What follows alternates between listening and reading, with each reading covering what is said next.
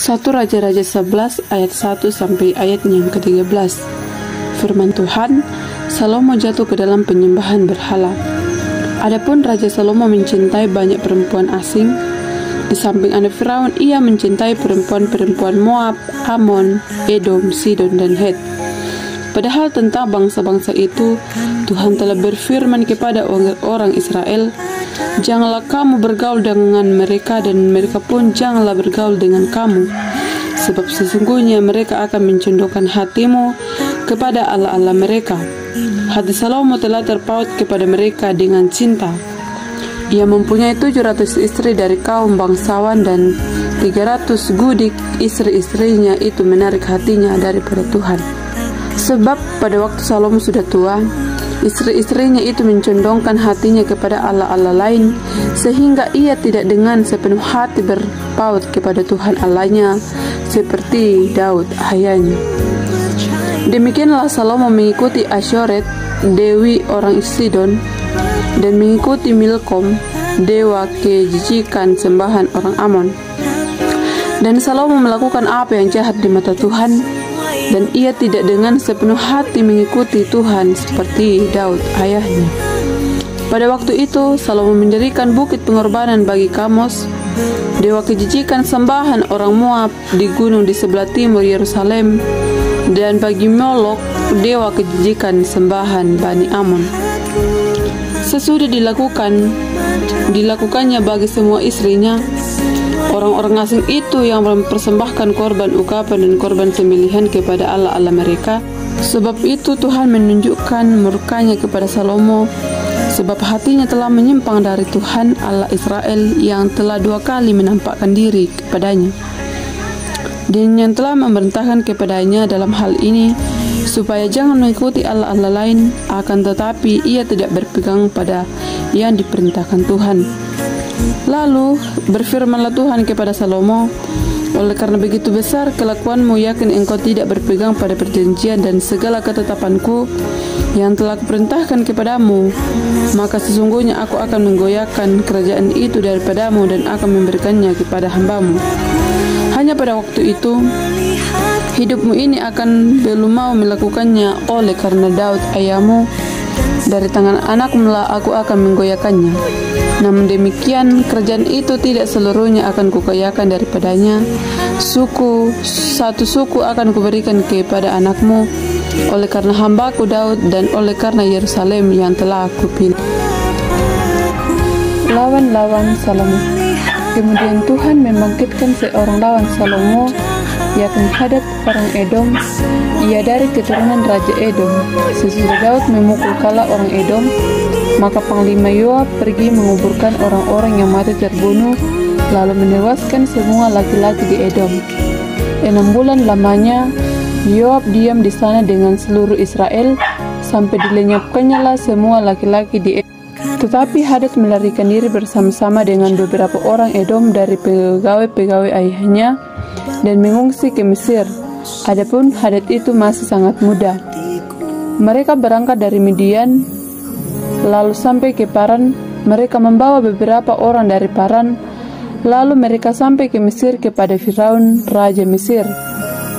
Ia ini memberikan rumah kepada Hadad, menentukan belanjanya dan menyerahkannya sebidang tanah kepadanya. Hadad demikian disayangi Firaun, sehingga diberikannya kepadanya seorang istri, yakni adik istrinya sendiri, adik permaisuri Tapenes. Lalu adik Tapenes itu melahirkan baginya seorang anak laki-laki, Genubat namanya, dan Tapenes menyapi dia di istana Firaun. Sehingga Genebat ada di istana Firaun di tengah-tengah anak-anak Firaun sendiri. Ketika didengar Hadad di Mesir bahwa Daud telah mendapat pemberhentian bersama-sama dengan nenek moyangnya, dan bahwa Panglima Yoab sudah mati juga, maka berkatalah Hadad kepada Firaun, "Biarkanlah aku pergi ke negeriku." Lalu bertanyalah Firaun kepadanya, "Tetapi kekurangan apakah engkau padaku ini? Maka engkau tiba-tiba berniat pergi ke negerimu?"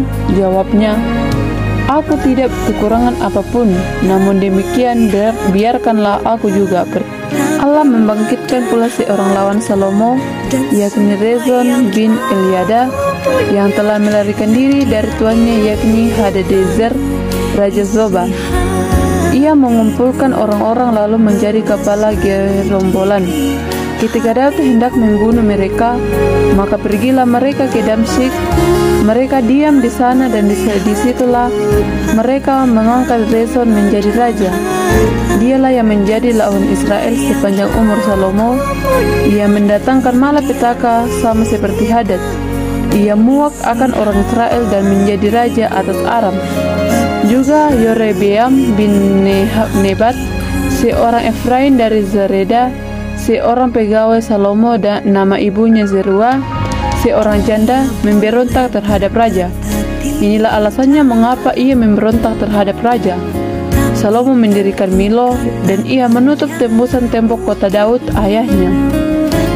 Yerobeam adalah seorang tangkas. Ketika Salomo melihat bahwa orang muda itu seorang yang rajin bekerja, maka ditempatkannya lah dia mengawasi semua pekerja wajib dari keturunan Yusuf.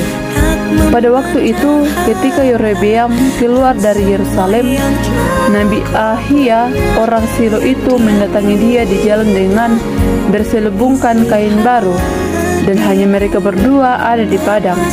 Ahia memegang kain baru yang ada di badannya, lalu dikoyakannya lah menjadi 12 koyakan. Dan ia berkata kepada Yerobeam, ambillah bagimu 10 koyakan, sebab beginilah firman Tuhan, Allah Israel, sesungguhnya aku mengoyakkan kerajaan itu dari tangan Salomo dan akan memberikan kepadamu 10 suku. Tetapi 1 suku akan tetap padanya oleh karena hambaku Daud dan oleh karena Yerusalem, kota yang kupilih itu dari segala suku Israel. Sebabnya ialah karena ia telah meninggalkan aku dan sujud menyembah kepada Asyoret, dewi seorang Sidon, kepada Kamus Allah orang Moab, dan kepada Milkom Allah Bani Amon, dan ia tidak hidup menurut jalan yang kutunjukkan dengan melakukan apa yang benar di mataku, dan dengan tetap mengikuti segala ketetapan dan peraturanku seperti Daud ayahnya. Bukan dari tangannya akan kuambil seluruh kerajaan itu. Aku akan membiarkan dia tetap hidup raja menjadi raja seumur hidupnya, oleh karena hambaku Daud yang telah kupilih dan yang telah mengikuti segala perintah dan ketetapanku. Tetapi dari tangan anaknya lah aku akan mengambil kerajaan itu dan akan memberikannya kepadamu, yakni 10 suku, dan kepada anaknya akan kuberikan 1 suku, supaya hambaku Daud selalu keturunan di hadapanku di Yerusalem, kota yang kupilih bagiku supaya namaku tinggal di sana. Maka engkau ini akan kuambil supaya engkau memerintah atas segala yang kukehendaki hatimu dan menjadi raja atas Israel. Dan jika engkau mendengarkan segala yang kuperintahkan kepadamu dan hidup menurut jalan yang kutunjukkan dan melakukan apa yang benar di mataku dengan tetap mengikuti segala ketetapan dan perintahku seperti yang telah dilakukan oleh hambaku Daud, maka aku akan menyertai engkau dan membangunkan bagimu suatu keluarga yang teguh seperti yang kubangunkan bagi Daud. Dan aku akan memberikan orang Israel kepadamu, dan untuk itu aku akan merendahkan keturunan Daud tetapi bukan untuk selamanya.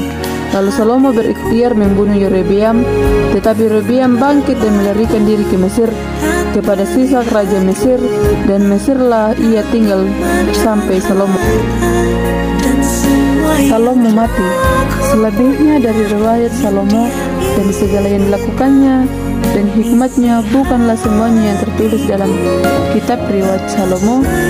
Selamanya Salomo memerintah di Yerusalem atas seluruh Israel ialah 40 tahun. Kemudian Salomo mendapat perhentian bersama-sama dengan nenek moyangnya, dan ia dikuburkan di kota Daud ayahnya. Maka Rehabeam anaknya menjadi raja menggantikan. 2 Raja-Raja 12 ayat 1 sampai ayatnya yang ke-33. firman Tuhan pecahnya kerajaan itu.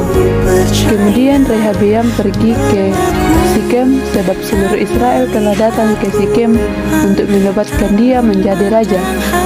Segera sesudah hal itu kedengaran kepada Yerobeam bin Nebat. Pada waktu itu dia masih ada di Mesir, sebab ia melarikan diri ke sana dari hadapan Raja Salomo. Maka kembalilah ia dari Mesir. Orang menyuruh memanggil dia, lalu datanglah Yerobeam dengan segenap jemaah Israel dan berkata kepada Rehabeam, "Ayahmu telah memberatkan tanggungan kami, maka sekarang ringankanlah pekerjaan yang sukar yang dibebankan ayahmu dan tanggungan yang berat yang dipikulnya kepada kami, supaya kami menjadi hambamu." Tetapi ia menjawab mereka, "Pergilah sampai lusa, kemudian kembalilah kepadaku." Lalu pergilah rakyat itu. Sesudah itu Rehabeam meminta nasihat dari para tua-tua yang selama hidup Salomo mendampingi Salomo ayahnya. Katanya, "Apakah nasihatmu untuk menjawab rakyat itu?"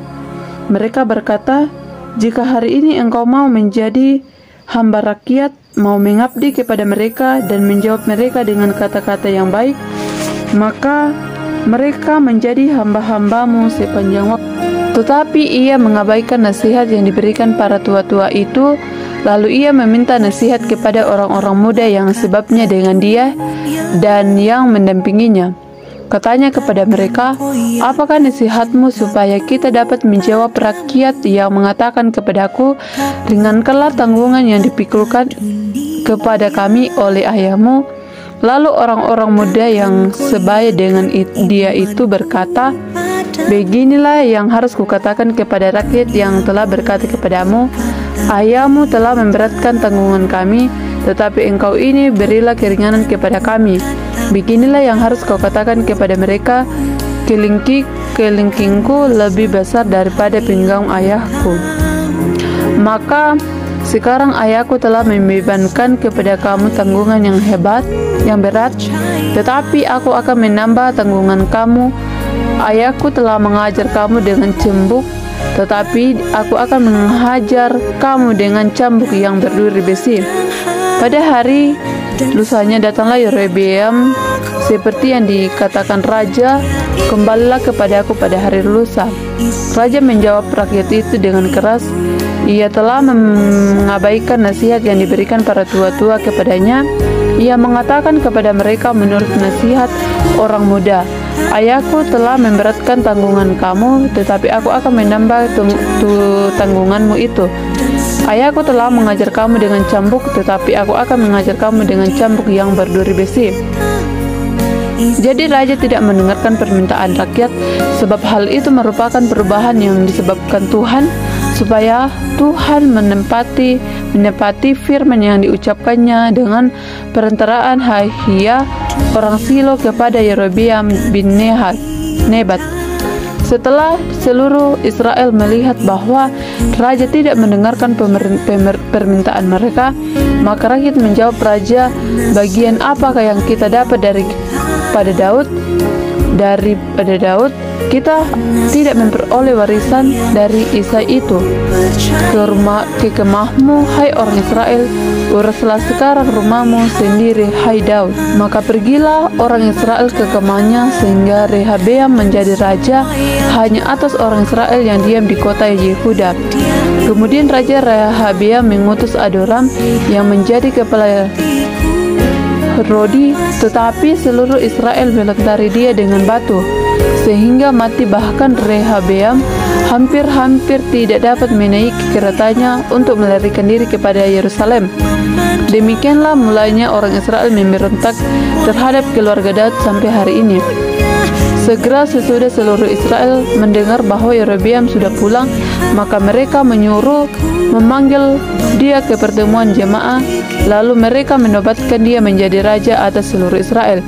Tetapi tidak ada lagi yang mengikuti keluarga Daud selain dari suku Yehuda saja. Ketika Rehabeam datang ke Yerusalem, ia mengumpulkan segenap kaum Yehuda dan suku Benyamin, 180.000 taruna, sanggup berperang untuk memerangi kaum Israel dengan maksud mengembalikan kerajaan itu kepada Rehabeam, anak Salomo. Tetap datanglah firman Allah kepada Semaya abdi Allah, demikianlah katakanlah kepada Rehabeam, anak Salomo raja Yehuda, dan kepada segenap kaum Yehuda dan Benyamin, dan kepada selebihnya dari bangsa itu, beginilah firman Tuhan, janganlah kamu maju dan janganlah kamu berperang melawan saudara-saudaramu orang Israel, pulanglah masing-masing ke rumahnya, sebab akulah yang menyebabkan hal ini menjadi terjadi. Maka mereka mendengarkan firman Tuhan, dan pergilah mereka pulang sesuai dengan. Yerobeam memulai ibadah baru. Kemudian Yerobeam memperkuat Sikem di pegunungan Efraim, lalu diam di sana. Ia keluar dari sana lalu memperkuat Penuel. Maka berkatalah Yerobeam dalam hatinya, kini mungkin menjadi kerajaan itu kembali kepada keluarga Daud. Jika bangsa itu pergi mempersembahkan korban sembelihan di rumah Tuhan di Yerusalem, maka tentulah hati bangsa ini akan berbalik kepada Tuhan mereka, yaitu Rehabeam raja Yehuda. Kemudian mereka membunuh aku, dan aku akan kembali kepada Rehabeam raja Yehuda. Sesudah menimbang, maka raja membuat 2 anak lembu jantan dari emas dan berkata kepada mereka, sudah cukup lamanya kamu pergi ke Yerusalem, hai Israel. Lihatlah sekarang Allah Allahmu yang telah menuntun engkau keluar dari tanah Mesir. Lalu ia menaruh lembu yang satu di Betel, yang lain ditempatkannya di Dan. Maka hal itu menyebabkan orang berdosa, sebab rakyat pergi ke Betel menyembah patung yang satu dan menyembah patung yang lain. Ia membuat juga kuil-kuil di atas bukit-bukit pengorbanan dan angkat imam-imam dari kalangan rakyat yang bukan dari Bani Lewi. Kemudian Yerobeam menentukan suatu hari raya pada hari raya yang ke-15 bulan ke-8 sama seperti hari raya yang di Yehuda.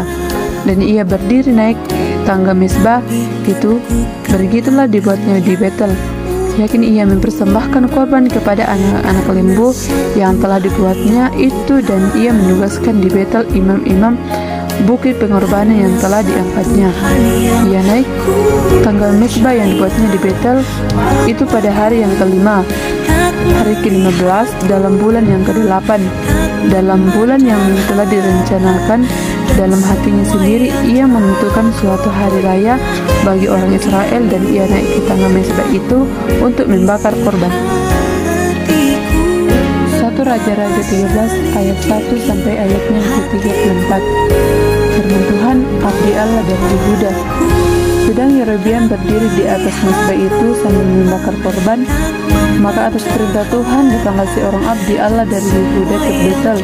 Lalu atas perintah Tuhan berserulah orang itu terhadap mezbah itu, katanya, hai mezbah, beginilah firman Tuhan, bahwasanya seorang anak akan lahir pada keluarga Daud, Yosia namanya. Ia akan menyembelih di atasmu imam-imam bukit pengorbanan yang membakar korban di atasmu, juga tulang-tulang manusia akan dibakar di atasmu. Pada waktu itu juga ia memberitahukan suatu tanda ajaib, katanya, inilah tanda ajaib bahwa Tuhan telah berfirman bahwasannya mezbah itu akan pecah sehingga tercurah abu di atasnya. Demi Raja Yerobeam mendengar perkataan abdi Allah yang diserukannya terhadap mezbah itu di Betel, ia mengulurkan tangannya dari mezbah dan berkata, tangkaplah dia. Tetapi yang diulurkan terhadap orang itu menjadi kejang sehingga tidak dapat ditariknya kembali. Mezbah itu pun pecahlah sehingga abu yang di atasnya tercurah sesuai dengan tanda yang diberitahukan abdi Allah kepada tanda Allah itu atas perintah Tuhan.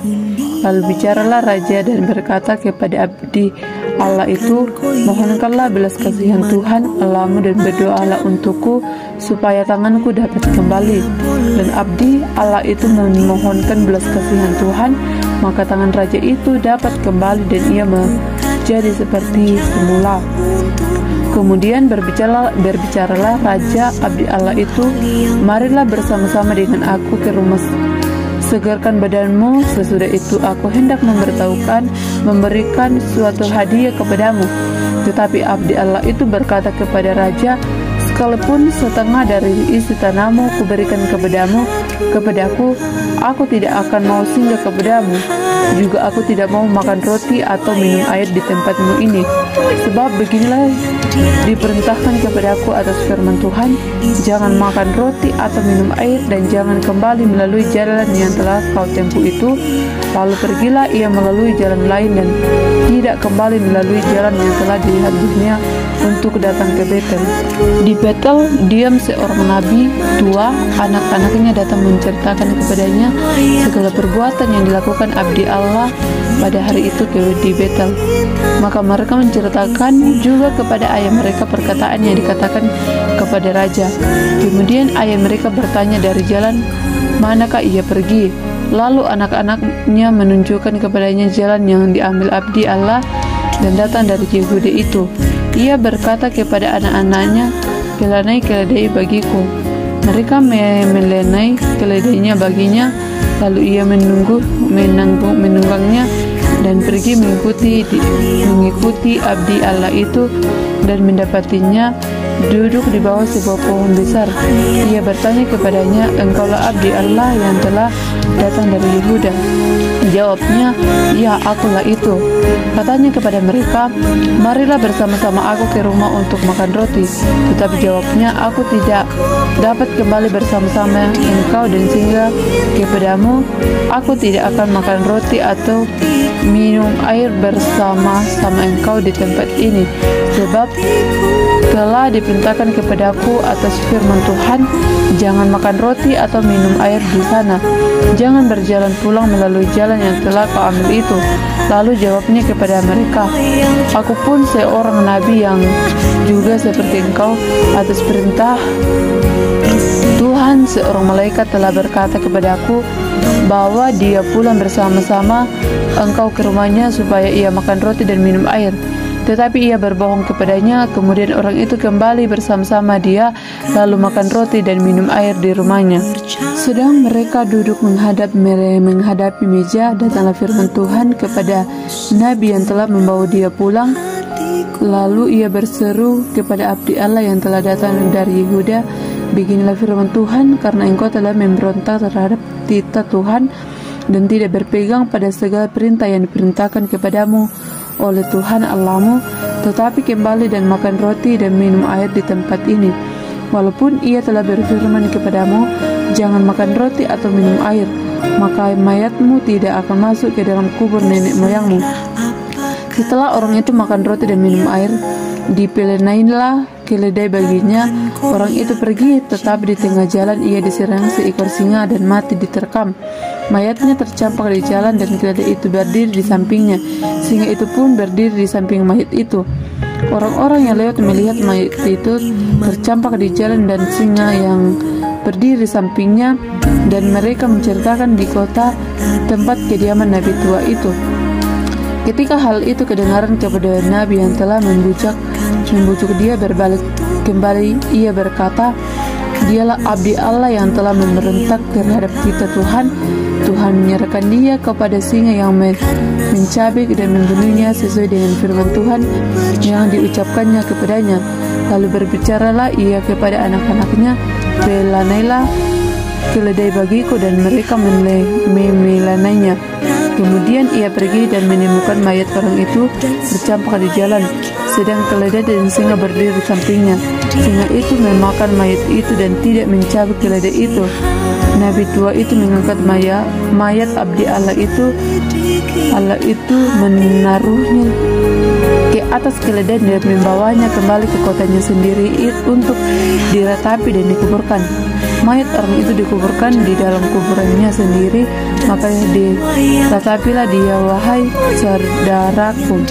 Setelah menguburkan, ia berkata kepada anak-anaknya, "Kalau aku mati, kuburkanlah aku dalam kuburan ini bersama dengan abdi Allah itu, dan taruhlah tulang-tulangku di sisi tulang-tulangnya. Sebab perkataan yang di atas perintah Tuhan telah diserukannya terhadap mesbah yang di Betel itu, dan terhadap segala kuil di bukit-bukit pengorbanan dan di kota-kota Samaria akan betul-betul terjadi. Sesudah peristiwa itu, Yerobeam tidak berbalik dari kelakuannya itu yang jahat itu, tetapi mengangkat pula imam-imam dari kalangan rakyat untuk bukit-bukit pengorbanan. Siapa saja yang mau ditabiskannya menjadi imam dan untuk bukit-bukit pengorbanan. Dan tindakan itu menjadi dosa bagi keluarga Yerobeam, sehingga mereka dilenyapkannya dan dipunahkan dari muka bumi. 1 Raja-Raja 14 ayat 1 sampai ayat yang ke-31. Firman Tuhan, sambungan riwayat Yerobeam. Pada waktu itu Abia anak Yerobeam jatuh sakit. Lalu Yerobeam berkata kepada istrinya, "Berkemaslah, menyamarlah supaya jangan diketahui orang bahwa engkau istri Yerobeam, dan pergilah ke Silo. Bukankah di sana tinggal Nabi Ahia? Dialah yang mengatakan tentang aku bahwa aku akan menjadi raja atas bangsa ini. Bawalah 10 roti, kue kismis, dan sebuli-buli air madu, dan pergilah kepadanya. Dia akan memberitahukan kepadamu apa yang akan terjadi dengan anak ini." Istri Yerobeam berbuat demikian. Ia bergemas, pergi ke Silo dan masuk ke rumah Ahia.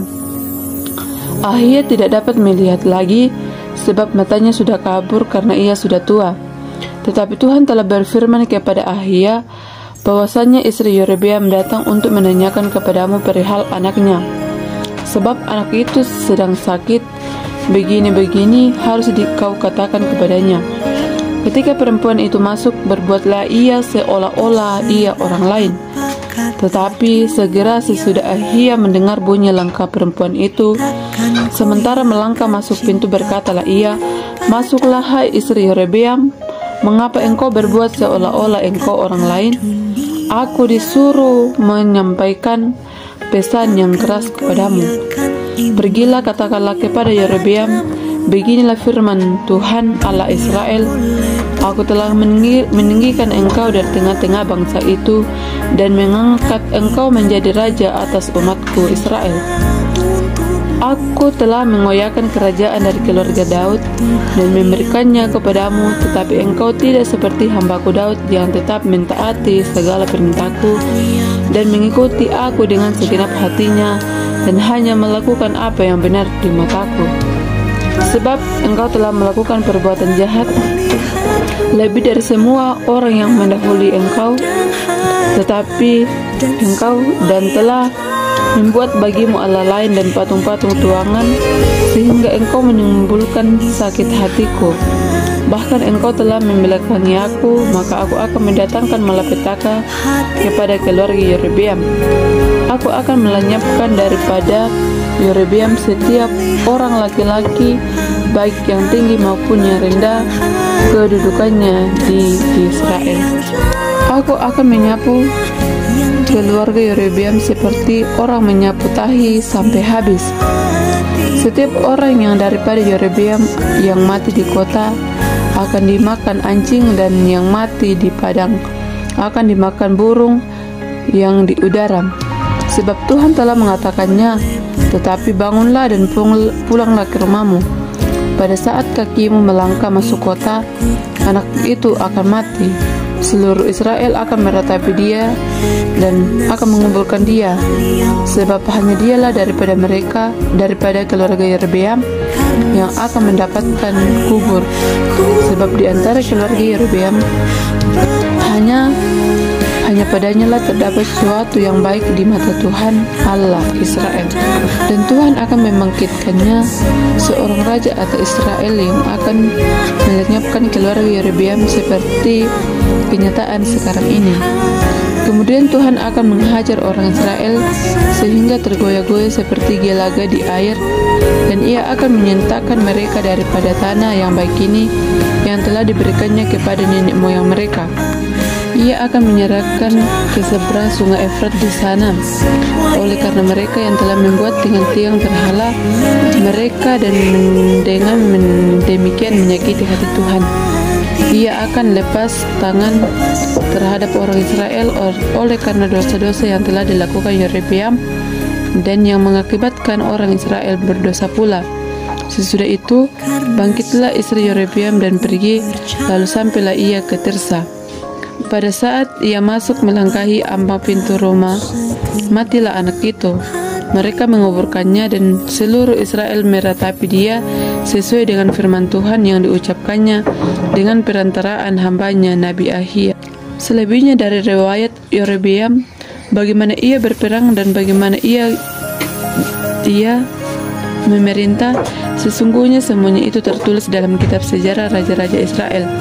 Lamanya Yerobeam memerintah ada 25 tahun.